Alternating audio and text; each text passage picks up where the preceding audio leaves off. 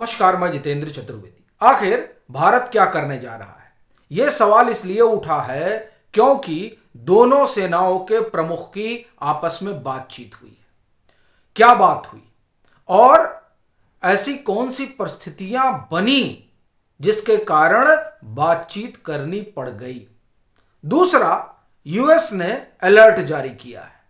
वो क्या है? और जाहिर सी बात है कि यह दूसरा अलर्ट है, यानी मामला जो है वो बहुत गंभीर होने जा रहा है। तीसरा, प्रधानमंत्री नरेंद्र मोदी उसी इलाके में है, पश्चिम बंगाल और असम के दौरे पर थे। यह बहुत कुछ बयान कर रहा है, तो इससे क्या कुछ निकल कर आ रहा है, इस पर भी हम लोग बात करेंगे। लेकिन सबसे पहले और बड़ी बात यह है कि दोनों देश के सेना प्रमुख ने बातचीत की। अब इसकी जो सबसे बड़ी वजह है वो ये कि बांग्लादेश में जो घट रहा है उसको लेकर भारत अलर्ट मोड में है और भारतीय सेना की नजर बनी हुई है। उसका कारण यह है कि बांग्लादेश में दोबारा हिंसा भड़की है। जिनको जिम्मेदारी दी गई थी कि ये चुनाव करवाएंगे और वहां लोकतंत्र की बहाली कराएंगे, वो इस मूड में नहीं है। यह साफ दिखाई दे रहा है। अगर यूनुस वहां पर चुनाव कराना चाहते और लोकतंत्र के पक्षधर होते तो उस्मान हादी का जो अंतिम संस्कार था कम से कम उसका हिस्सा नहीं बनते, लेकिन वो बने। और इसकी वजह से वो ताकतें जो बांग्लादेश में सर उठा रही हैं, यानी कट्टरपंथी ताकतें, वो और मजबूत हुई हैं। और ये माना जा रहा है और इस तरह की रिपोर्ट भी है इंटेलिजेंस के पास कि आईएसआई की बड़ी भूमिका है बांग्लादेश में इस तरह की हिंसा को भड़काने में। क्यों? इससे क्या होगा कि जो जमात है वो वहां पर मजबूत होगी। आवामी लीग पहले ही प्रतिबंधित है। जो बीएनपी है, बीएनपी के जीतने की संभावना को पूरी तरह से खत्म किया जा रहा है, क्योंकि जो भी चुनी हुई सरकार होगी वो कम से कम जमात की तरह, कट्टरपंथियों की तरह तो नहीं होगी। और वैसे भी बीएनपी ये साफ साफ दिखाने की और जताने की कोशिश कर रही है कि हम जमात से दूर हैं। इसलिए जरूरी यह है कि जमात वहां मजबूत हो ताकि पाकिस्तान का एजेंडा चले। तो इसलिए आईएसआई वहां हरकत में है और इसका असर यह हो रहा है कि जो भारत की परिसंपत्तियां हैं, भारत के दूतावास हैं, उनको निशाना बनाया जा रहा है। यह बात भारत को कतई बर्दाश्त नहीं है। इतना ही नहीं, सीमावर्ती इलाकों पर जिस तरह की गतिविधि है उसने भी सेना की चिंता बढ़ाई है, भारत की चिंता बढ़ाई है। फिर वो अलगाववादी, वो आतंकवादी जो भारत में वांटेड है, उनको ढाका अपने यहां पनाह दे रहा है। ये जो चीजें हैं उससे सेना और सरकार एकदम, आप ये कहें कि इस मोड में है कि कभी भी कुछ भी किया जा सकता है और कभी भी कुछ भी किया जा सकता है। इधर ब्रह्मोस, टैंक, S-400, रफाल सब तैनात कर दिया गया है। ऐसी परिस्थिति में हाथ पांव फूल गए हैं किसके? बांग्लादेश के सेना प्रमुख के। पहले भी उनको चेताया गया था। उनके जो एडवाइजर आए थे, नेशनल सिक्योरिटी एडवाइजर, उनको बताया गया था। फिर जब भारतीय जो बीजा सेंटर हैं उन पर हमला हुआ, उनका घेराव हुआ, तो हाई कमिश्नर जो बांग्लादेश के हैं बुलाकर बताया गया, लेकिन नहीं, सुनना ही नहीं इनको। एक बात, दूसरी बात, सुनेंगे क्या? सबसे बड़ा संकट तो यह भी है कि जो यूनुस हैं वो तो पूरी तरह से पाकिस्तान की गोद में बैठकर खेल खेल रहे हैं। तो ऐसी परिस्थिति में सेना ने तैयारी शुरू कर दी, बीएसएफ ने तैयारी शुरू कर दी और उस तैयारी से घबरा गया कौन? बांग्लादेश, बांग्लादेश की सेना। और देखिए, वहां जो सेना है असल में उसी के हाथ में पूरी सुरक्षा है, लेकिन यह बात जरूर है कि खेल तो वहां कुछ चल रहा है और वो खेल आईएसआई के इशारे पर हो रहा है। इस बात को एजेंसियां देख रही हैं, सेना की नजर है। और इसी बीच देखिए कि पीएम भी पहुंच जाते हैं कहां? पश्चिम बंगाल और असम। कहा जा गया कि साहब वो तो चुनावी सभा थी और कुछ चीजों को लोकार्पण वगैरह करना था, इसलिए पीएम गए थे। नहीं साहब, पीएम के जाने का मतलब ये हो गया कि 10 दिन पहले से ही वहां पर रेकी शुरू हो जाती है। तो ये एक तरह से इंटेलिजेंस इनपुट गैदरिंग हुई है पीएम के जाने की वजह से, क्योंकि पीएम को एग्जैक्ट क्या सिचुएशन है ये जानना है कि क्या कुछ चल रहा है। और ये देखिए कि बड़ा महत्वपूर्ण है, यूनुस और यूनुस की सेना को समझाया जा चुका है। अक्टूबर में भी मिलिट्री इंटेलिजेंस के लोग गए थे, नवंबर में भी मिलिट्री इंटेलिजेंस के लोग गए थे, और बाकायदे बताया गया कि किस तरह से भारत विरोधी गतिविधियां बांग्लादेश में चल रही हैं।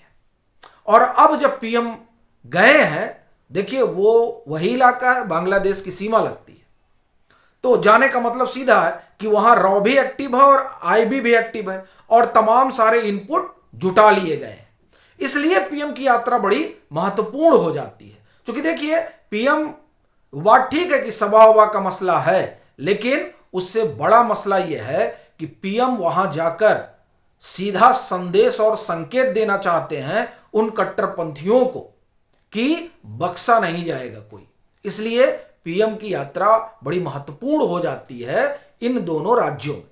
और देखिए ये लोग नॉर्थ ईस्ट को ही लेकर तो सारा पंगा कर रहे हैं, सारा फसाद खड़ा कर रहे हैं। ये जिस उस्मान हादी की एक तरह से कहा जाए कि मिट्टी में यूनुस गए हैं, यूनुस ने उसके जरिए क्या संदेश दिया है? यूनुस ने उसके जरिए ग्रेटर बांग्लादेश का संदेश दिया है, क्योंकि वह शख्स उसी का पक्षधर था। और जब आप उसके साथ खड़े हो जाते हैं तो इधर भारत के प्रधानमंत्री उसी नॉर्थ ईस्ट में खड़े होकर यह बता रहे हैं कि इस तरह की हिम्मत और हिमाकत करना भी नहीं। और ऐसे समय में जब सेना प्रमुख बात करते हैं तो बहुत महत्वपूर्ण हो जाता है। और जाहिर सी बात है कि जो बांग्लादेश के सेना के अगुआ हैं उनके तो हाथ पांव फूले ही। क्यों? क्योंकि अभी 3 गैरिसन बना था सिलीगुड़ी कॉरिडोर में, चौथे की तैयारी मिजोरम में शुरू हो चुकी है। बीएसएफ की जो तैयारी है उस पर हम लोग चर्चा कर चुके हैं। तो ये परिस्थितियां हैं जिसमें अब वो भी घबराए हुए हैं कि मामला गंभीर हो गया है और सेना भारत की जिस तरीके से एक्टिव है वो इनके लिए खतरे की घंटी है। और इसका एक संकेत यूएस की तरफ से भी आ रहा है। क्या बात हुई मैं उसको बताता हूं आपको। यूएस ने अलर्ट जारी किया है। इसके पहले जो ये दूसरा अलर्ट है यूएस का। अब जब आप ये कहें पहला अलर्ट यूएस ने जारी किया था तो वहां उस तरह से हिंसा भड़की नहीं थी, लेकिन तब भी हम लोगों ने यह कहा था कि यूएस के अलर्ट जारी करने का मतलब यह है कि बांग्लादेश में कोई बड़ी उथल पुथल होने जा रही है। और उस अलर्ट के तुरंत बाद उथल पुथल शुरू हो गई। अब उसने अलर्ट जारी किया है यूएस ने अपने नागरिकों के लिए कि चलिए आप लोग अब जो है इधर से निकल लीजिए, यहां आपका रहना रुकना और जो लोग भी हैं सब चले जाइए, यहां कोई जरूरत नहीं है। इसका मतलब यह हो गया कि परिस्थितियां और गंभीर होने जा रही हैं। अब ये जो गंभीर का सीधा सा अर्थ यह है कि कुछ होगा, वो स्पष्ट है एकदम।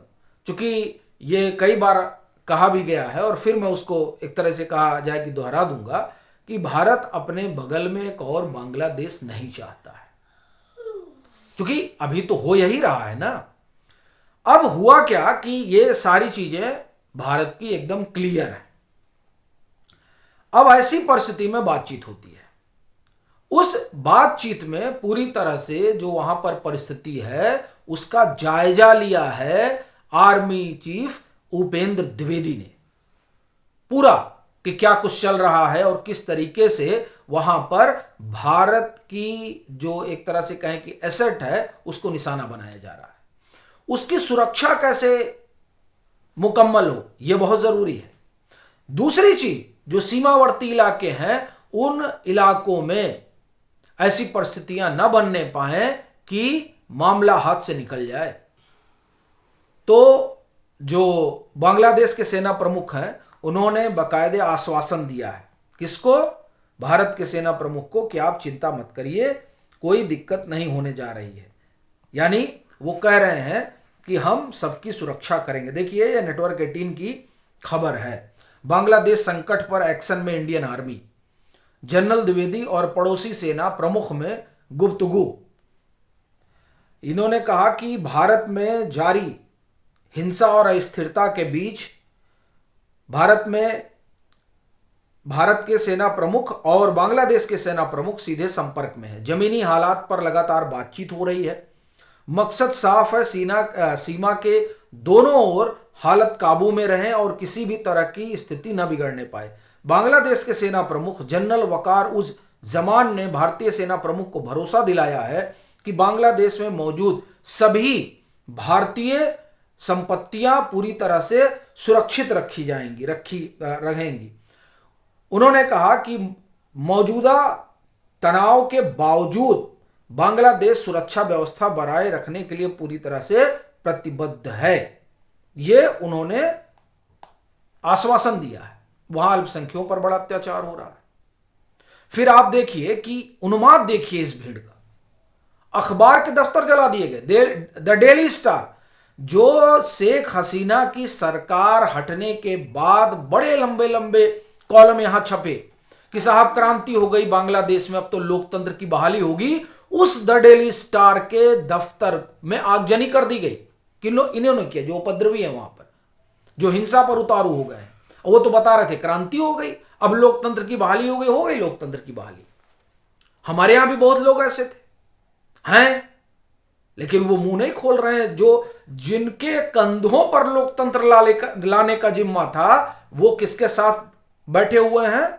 वो उनके साथ बैठे हुए हैं जिन्हें कट्टरपंथी कहा जाता है। तो ये जो परिस्थिति है, इस परिस्थिति में ये बातचीत बड़ी महत्वपूर्ण हो जाती है। और दूसरा, जो यूएस का अलर्ट है, वो भी बहुत कुछ कहानी बयान कर रहा है कि बांग्लादेश में किस तरह की परिस्थितियां बनने वाली हैं आने वाले दिनों में। और ये जो पीएम वहां गए हैं, वहां यानी पश्चिम बंगाल और असम, ये बड़ी बात है, खास तौर से तब जब ग्रेटर बांग्लादेश की बात की जा रही हो और उसमें सिर्फ वो लोग नहीं हैं जिनको कहा जा रहा है कि ये कट्टरपंथी हैं, उसमें खुद यूनुस को नोबेल पुरस्कार मिला हुआ है।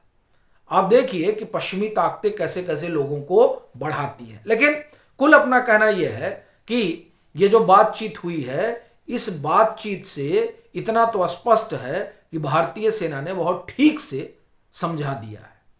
अब ये देखने वाली बात रहेगी कि आगे बांग्लादेश में किस तरह की परिस्थितियां बनती हैं।